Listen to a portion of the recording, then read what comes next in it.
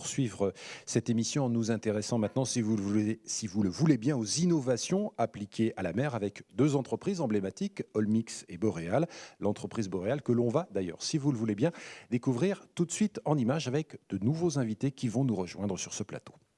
C'est au sein de cet atelier que les bateaux Boréal prennent vie. Depuis 2005, cette entreprise costarmoricaine innove sur le marché de la plaisance. Récompensée à plusieurs reprises pour sa qualité, Boréal a pu multiplier par 10 sa production, passant de la construction d'un bateau par an à une dizaine aujourd'hui. Elle a évolué d'abord dans un marché qui était plutôt national, c'est-à-dire qu'on vendait des bateaux en France sur un petit marché. Ensuite, le bateau a quand même été nommé élu voilier de l'année en France, puis aux Pays-Bas. Et puis, donc ça a développé le marché assez bien à l'exportation. Donc, sur un modèle qu'on a conçu ici en interne, dessiné en interne, on a trouvé une clientèle plutôt mondiale. Et là, actuellement, 75% de notre marché est à l'export. Une récompense mondiale qui se construit entièrement ici, à Mini-Tréguier, puisque la particularité de l'entreprise est de pouvoir assurer la production de ces bateaux sur un seul et même site. Mais pas que, tous les bateaux sont constitués d'un cockpit ergonomique sous abri, avec une vue à 360 degrés. Mais ce succès est aussi dû au sens du détail. On essaye de pousser tous les jours la finition à son maximum, quoi. Notre patron a l'habitude de dire que lorsqu'on achète une Rolls-Royce dans un concessionnaire, on attend qu'elle soit parfaite. Même derrière la portière, c'est ce qu'on essaye de faire ici, quoi. Vraiment dans le moindre détail, les moindres recoins. On envoie tout ce qu'on peut, le maximum de finition, le plus propre possible. En 2015, Boréal réalisait plus de 4 millions d'euros de chiffre d'affaires. Un chiffre de bon augure pour les années à venir, d'autant que de nouveaux projets devraient voir le jour au sein de ce chantier naval. Voilà, comme convenu, on va poursuivre cette émission avec deux nouveaux invités qui nous ont rejoints sur ce plateau. Messieurs, merci d'être parmi nous. Tout d'abord, Sébastien Balusson, vous êtes directeur général d'Olmix. Et puis, Jean-François Heymann. Bonjour Jean-François, merci d'être parmi nous. On a vu l'autre Jean-François Delvoye, avec qui vous co-gérez cette entreprise. J'allais dire qu'on va parler d'économie, bien évidemment, avec vous, mais il y a d'abord une histoire humaine, une histoire d'amitié entre vous. Oui, tout à fait. Boréal, c'est la somme d'une série de belles histoires. Et puis, la première belle histoire, c'est que Jean-François, avant d'être son associé, j'ai été son client. Et j'étais son client suite à une rencontre au fin fond du monde, puisqu'on s'est rencontrés sur un ponton à Ushuaïa. Ouais, c'est une belle histoire, c'est un bel endroit pour démarrer une aventure industrielle. Il y a une expression que j'ai bien aimée dans ce reportage, on parle de Rolls-Royce. Qui est devenu un nom générique finalement quand on veut parler de l'excellence. Ouais. On parle de cette marque anglaise qui fabrique de superbes voitures. C'est une belle référence, c'est une référence de qualité, d'exigence aussi pour vos collaborateurs. Oui, tout à fait. Rolls-Royce à l'époque, c'était aussi chaque artisan qui signait sa pièce. C'est un esprit qu'on aime beaucoup et c'est l'esprit de ce que vous avez vu dans le reportage et que nous essayons de cultiver au sein de nos équipes jour après jour. Alors moi, je me suis renseigné un peu sur votre entreprise. J'ai pu, sur le net, voir un certain nombre d'articles consacrés à Boréal. Il y a une autre phrase que j'ai bien aimée dans un article qui disait « Finalement, on fabrique des bateaux pour qu'ils naviguent et non pas pour les vendre ».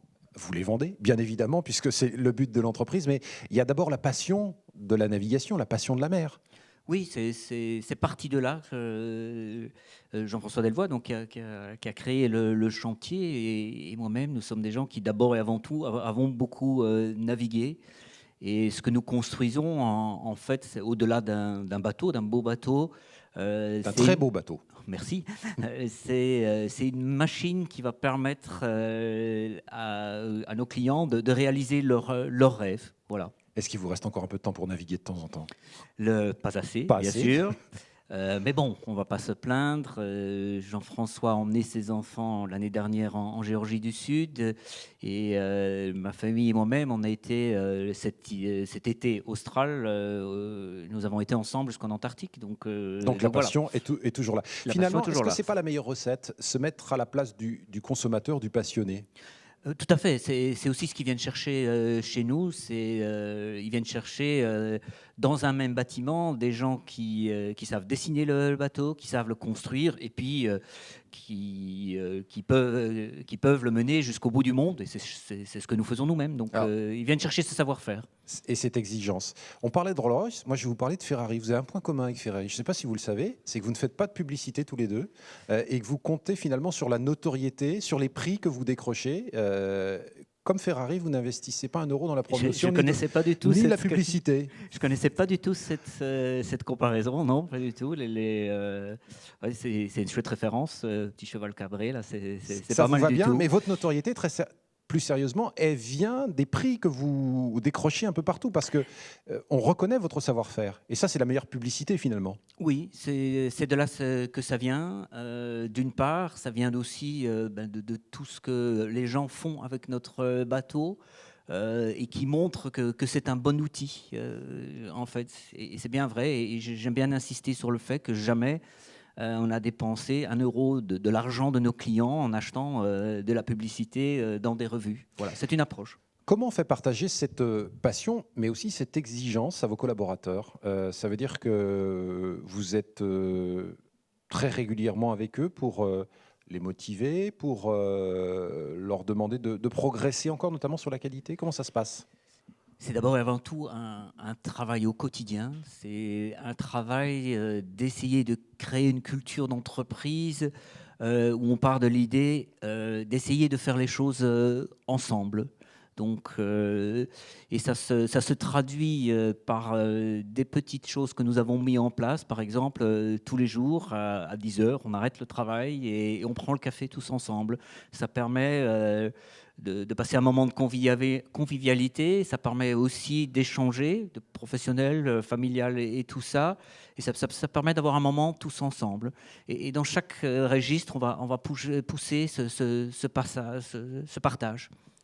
Avec aussi une implication des salariés dans les résultats.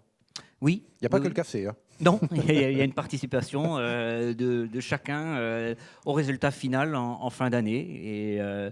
Bon, c'est sous forme de prime et c'est des virements qu'on aime bien faire, ou des chèques qu'on aime vraiment bien écrire parce que ça veut dire qu'il y a un résultat, qu'on le partage. Exactement. Oui. C'est le chèque qu'on préfère écrire de l'année. C'est vrai. 35 salariés actuellement, c'est ça? Oui, on en est là. Avec la totalité de vos salariés qui sont en CDI, c'est quelque chose auquel vous tenez également, hein? Oui, dès le départ, c'est ce que nous avons voulu. On demande un engagement fort aux gens. Vous êtes exigeant avec vos collaborateurs. Oui, la latte est mise, la barre est mise de façon assez élevée. Tant au niveau professionnel qu'au niveau attitude, comportement, c'est vraiment strict. Ouais. Donc c'est du donnant-donnant, effectivement. Il y a une confiance mutuelle entre l'équipe dirigeante et les salariés. On va conclure avec ça, Jean-François, sans entrer dans les secrets. Je crois savoir que vous avez déjà quelques beaux bébés dans vos ateliers, mais vous travaillez sur des enfants qui seront un peu plus grands. Un 44 pieds, c'est ça, pour 2018? Racontez-nous tout. 44 pieds, c'est le bateau qui a été élu voilier de l'année en France et aux Pays-Bas. Donc ça, c'est le plus petit, en fait. Le plus petit, pardonnez-moi. Voilà. Et donc on a un 44, on a un 47, et puis on a un 52, non, 52, les 44, 47, 52, 55, ce sont des bateaux qu'on produit régulièrement. C'est de la taille en pied, en fait. Et on a un bateau en projet qui fera 68 pieds et qu'on espère pouvoir signer dans les jours prochains. Et qui naviguera vers 2018, hein, c'est ça?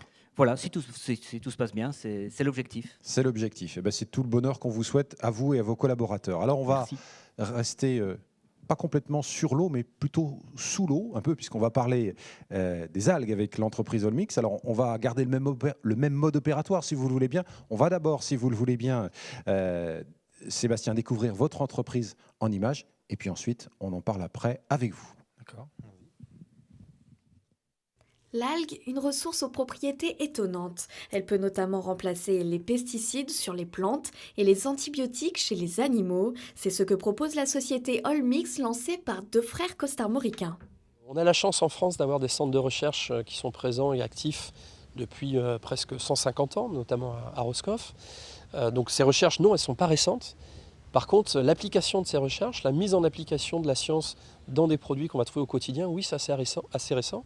Et ça, c'est ce que fait Allmix. Il y a très peu d'entreprises comme nous dans le monde qui ont développé ce genre de technologie. Ça permet d'avoir des produits plus naturels, plus sains pour l'environnement et pour la santé de l'homme.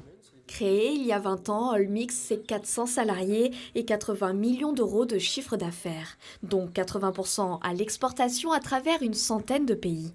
Partout où on va, que ce soit en Asie, en Amérique ou même en Afrique, on rencontre des gens qui sont tout à fait réceptifs à notre discours. Et ce qui est formidable, c'est que la Bretagne, les Côtes-d'Armor, peuvent apporter des solutions pour ces enjeux du futur. Et c'est d'ailleurs dans le département que le groupe a choisi de monter ce centre de formation à Saint-Étienne-du-Guet-de-Lille. Et il mise aussi sur Merdrignac avec un site de transformation. Il pourrait passer de 15 salariés à une centaine d'ici 2020. On veut en faire notre site pilote pour les produits innovants à base d'algues. Par exemple, on réfléchit à la fois à faire des produits de l'alimentation infantile, des produits qui à la fois donc, seraient issus d'animaux élevés sans antibiotiques, mais aussi en mélangeant des extraits d'algues qui peuvent avoir un effet apaisant ou un effet immunitaire. Mais pour développer tous ces produits, un problème reste à résoudre, la ressource. Il y a des zones de collecte dans les Côtes-d'Armor où il y a effectivement une ressource qui est importante. Donc nous, l'avantage, c'est qu'on a un procédé où on va chercher l'algue fraîche. Donc elle ne s'échoue pas sur les plages. Mais bon, à terme, on sait très bien que ces ressources vont aussi diminuer, et c'est tant mieux. Donc c'est aussi pour ça que la culture est importante. En France, 10% des algues sont cultivées contre 80% en Asie. Une nouvelle filière pourrait donc voir le jour. Sébastien Balusson, merci d'être avec nous. Vous êtes directeur général d'Allmix. Alors, il y a beaucoup d'enseignements dans ce reportage. Il y a notamment, on l'a bien compris, une très forte demande du marché. On parle beaucoup de bien-être animal et vous êtes complètement dans cette ligne-là. Tout à fait. On parle de bien-être, on parle aussi de changer de façon de faire. Donc, quand on parle d'agriculture, parce que c'est principalement notre domaine d'activité, aujourd'hui, de plus en plus d'agriculture ou d'agriculteurs dans le monde sont en train de changer de façon de travailler. Il y a des mutations qui sont en cours. Donc, c'est de diminuer les intrants chimiques et beaucoup d'entreprises travaillent sur ces sujets-là, de trouver des solutions alternatives. Et nous, Allmix, l'entreprise propose justement des alternatives. Alors, notre créneau, nous, c'est solutions naturelles, principalement à base d'algues. On a parlé d'alimentation animale. On a bien compris que vous intéressiez également à la nutrition des petits, des tout petits, et plus globalement à la nutrition humaine. Il y a un chiffre, en 2050, on devrait être près de 9 milliards sur notre planète. Il va falloir trouver des idées, des solutions pour nourrir le plus de monde possible, dans des conditions sanitaires satisfaisantes. Oui, le domaine d'activité du groupe, c'est nutrition santé. Ça part du végétal, ça va sur l'animal. Et effectivement, le groupe travaille de plus en plus vers la nutrition santé humaine. Donc on parle de l'alimentation pour les bébés, donc ce qu'on appelle nous en interne dans le groupe le baby food. Effectivement, c'est un créneau qui nous intéresse beaucoup, puisqu'également en nutrition humaine, de plus en plus les intrants chimiques ou certains colorants, etc., commencent à être décriés. Ou les antibiotiques. Alors antibiotiques. La liste n'est pas exhaustive. Oui, je dirais tous les produits chimiques en général, tout ce qui est molécules de synthèse. Il commence d'avoir de plus en plus de monde qui a une prise de conscience générale, je dirais même plus loin.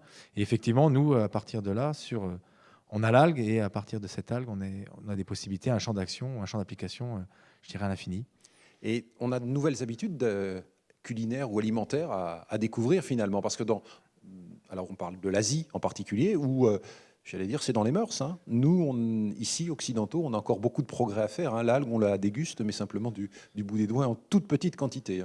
Ah, tout à fait. Bon, pour les Asiatiques, c'est dans les plats, ça se consomme.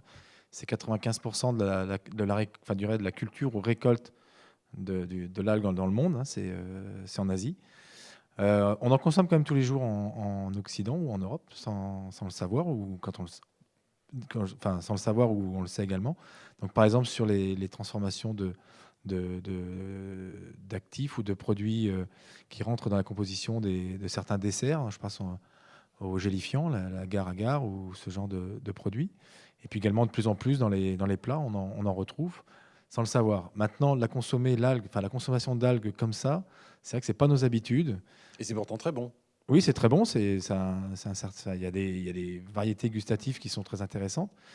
C'est encore marginal. Il y a de plus en plus de personnes qui y travaillent, de plus en plus de restaurateurs aussi qui s'intéressent beaucoup au champ d'application très varié des gustatifs de l'algue. C'est quand même pas dans les habitudes européennes. Donc, je dirais, il va falloir quand même aussi, pour pouvoir entrer dans le bol alimentaire, les algues, il n'y aura pas forcément non plus que l'algue entière, mais également des parties de l'algue qui vont être utilisées pour préparer la nourriture de demain. Alors, il y a beaucoup de choses à dire sur votre entreprise et le temps nous est malheureusement compté, mais quand même, il faut mettre en avant un chiffre. Entre 6 à 8% de votre chiffre d'affaires est réinvesti dans la recherche et le développement. Ça fait partie de votre ADN, ça. Oui, c'est fondamental. De toute façon, comme je vous disais tout à l'heure, la grosse partie de la production d'algues dans le monde, c'est l'Asie. La grosse consommation également. D'arriver aujourd'hui sur le marché avec un produit basique à partir d'une farine ou d'une poudre d'algues, ce n'est pas suffisant. On sera très vite concurrencé par les gros pays producteurs. Donc la stratégie du groupe a tout de suite été orientée vers la recherche et le développement. Donc effectivement, c'est conséquent, mais je dirais c'est incontournable. Nous, notre force, c'est et ce sera la l'innovation finalement. L'innovation, la technologie. Et c'est pourquoi également la Bretagne a son côté très important, puisque c'est sur le territoire en Bretagne, je dirais, où l'excellence sur le domaine maritime et également sur l'algue est présente. Les universités, les écoles, les plateformes, etc. C'est en Bretagne. Qu'il y a des synergies que vous avez déjà mises en place ou des collaborations avec des établissements universitaires. On travaille dans des programmes d'innovation, souvent soutenus par les partenaires financiers, également par l'État français, par le biais de la BPI. Et puis également, effectivement, les plateformes telles que le CNRS, l'IFREMER et puis les universités. Donc on est en collaboration très étroite et effectivement, ils ont la connaissance, on a les marchés. Donc je dirais le travail en commun permet d'aller d'attaquer de nouveaux marchés. Tout à fait. Et également ce que vous faites très bien, parce que 80% de votre chiffre d'affaires, vous le faites à l'étranger et vous êtes présent dans plus de 100 pays, c'est ça? Oui, c'est ça. On travaille sur 100 pays dans le monde. Bon, je dirais l'ADN du groupe au départ était la nutrition et santé animale. Ensuite, on est allé sur le végétal et partout où il y a l'agriculture, on essaie d'être présent. Donc, je dirais sur tous les continents, puisque les solutions alternatives n'intéressent pas seulement la Bretagne ou la France, elles intéressent tout le monde. Quand on parle de sans antibiotiques, quand on parle de solutions alternatives, aujourd'hui, c'est également vrai partout, mais en Chine, aux États-Unis, Amérique du Sud, etc. C'est vrai partout. Là, on avait un exemple concret avec Jean-François qui nous parlait des projets de son entreprise, très grand bateau qui pourrait être construit, c'est ce qu'on lui souhaite en 2018. Quels sont à vous vos projets, vos perspectives de développement? Les perspectives de développement aujourd'hui, c'est, quand on parlait tout à l'heure, effectivement, développer des nouveaux produits, continuer dans nos métiers, également de se diriger de plus en plus effectivement vers la nutrition santé humaine.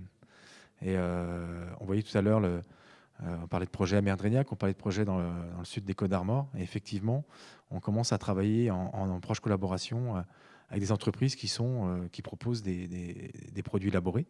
Et donc, c'est de travailler avec eux et de mettre au point les produits qu'on va pouvoir commercialiser dans les 10 prochaines années.